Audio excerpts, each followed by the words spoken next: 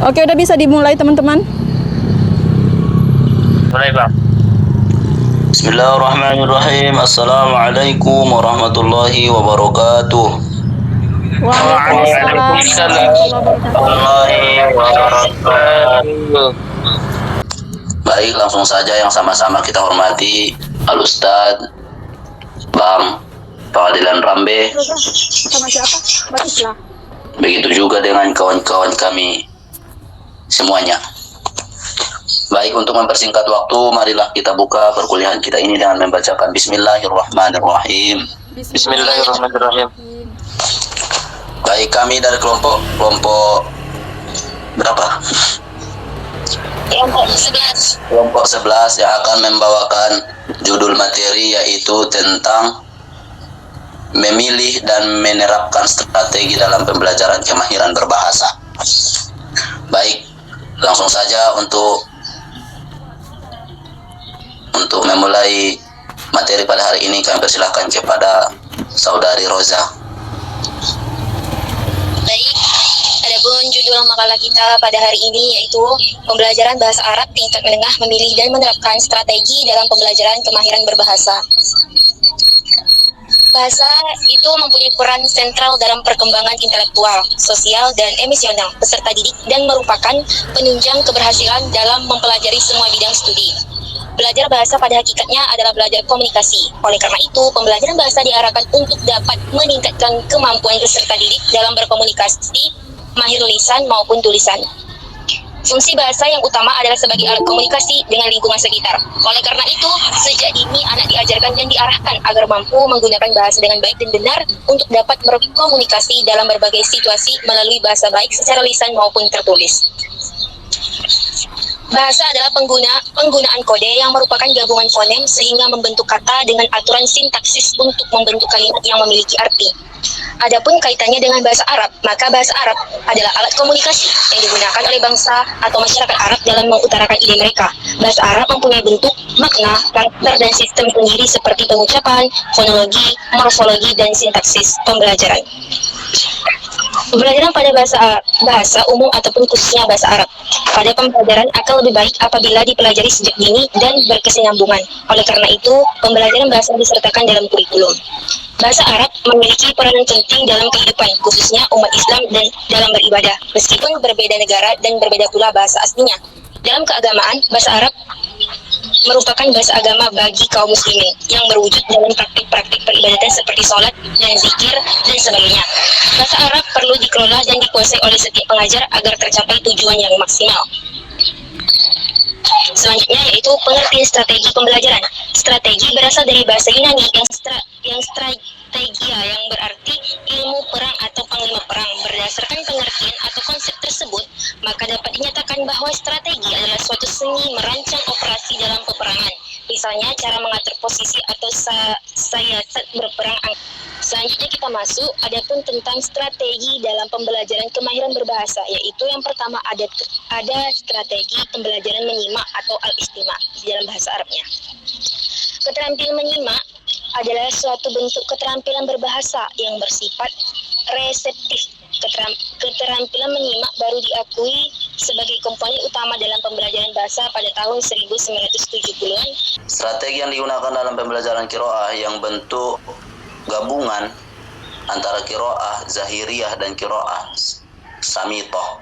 Qiraah zahiriyah atau membaca dengan nyaring memiliki pemahaman sangat tinggi untuk pembelajaran tingkat pertama karena bentuk ini mengutamakan pada pelatihan pengucapan kosakata atau huruf dengan benar sehingga dapat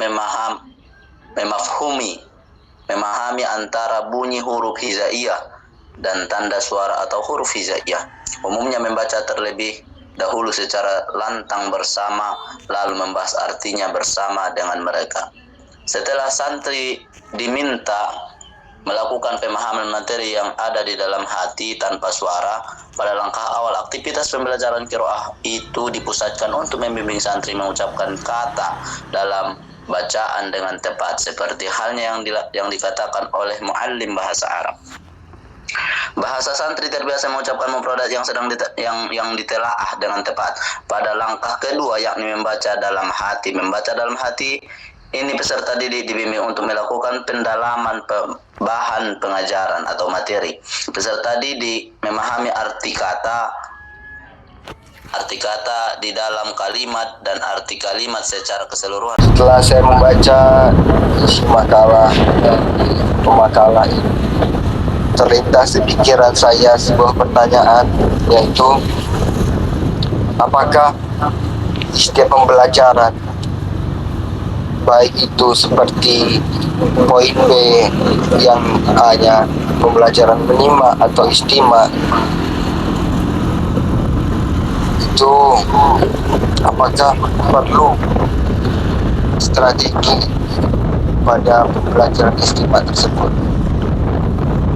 Untuk pertanyaan umumnya, apakah setiap pembelajaran atau ketika guru ingin mengajar itu diperlukan membuat strategi pembelajaran?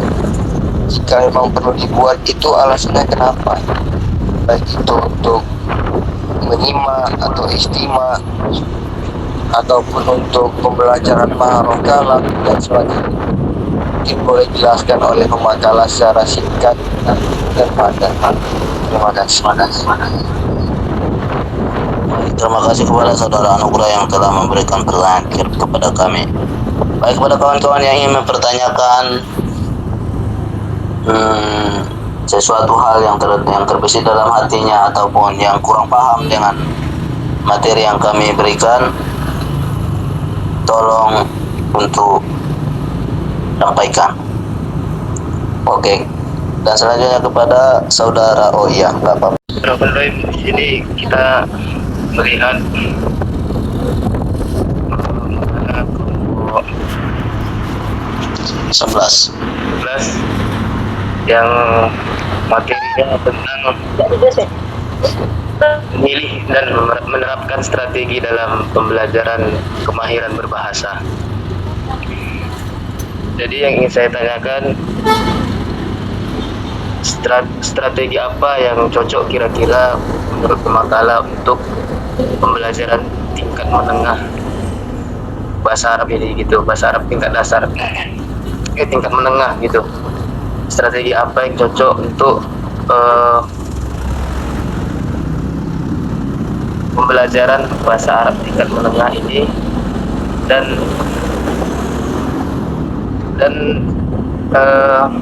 bahwasanya tingkat menengah ini kan ada kognitif serta didik yang harus kita ketahui gitu. Apa saja yang cocok untuk bagaimana kita memilih dan melakukan strategi yang cocok itu. Mungkin itulah yang saya tanyakan. Saya kurang paham di situ. Terima kasih. Assalamualaikum warahmatullahi wabarakatuh. Waalaikumsalam warahmatullahi wabarakatuh. Kepada kawan-kawan yang lain yang ingin bertanya, persilahkan. Tercapainya tujuan pembelajaran dan agar pembelajaran dapat disampaikan dengan lebih efektif, maka para guru memerlukan sebuah strategi yang cocok digunakan untuk mendukung proses pembelajaran. Strategi pembelajaran berperan sangat penting untuk menciptakan sebuah pembelajaran yang lebih efektif agar membuat para siswa lebih tertarik. Begitulah kira-kira. Izin ya moderator ya. Memangnya jika tidak menggunakan strategi pembelajaran, apakah tidak akan tercapai tujuan pembelajaran? Apakah memang harus menggunakan strategi pembelajaran agar tercapainya tujuan pembelajaran? Ya, seperti penjelasan yang telah kami sampaikan tadi, bahwasanya memang tujuan pembelajaran, strategi pembelajaran itu untuk membuat lebih efektif loh dalam belajar dan juga lebih untuk memudahkan. Kelas nggak sih? Begitulah kira-kira. Tetapi kalau untuk masalah tujuan tercapainya atau tidak tercapainya tujuan pembelajaran itu wallahu a'lam. Oke, baik, terima kasih atas jawabannya, Mbak. Baik. Pada saudara Lukman, coba diulang lagi pertanyaannya. Saudara Lukman,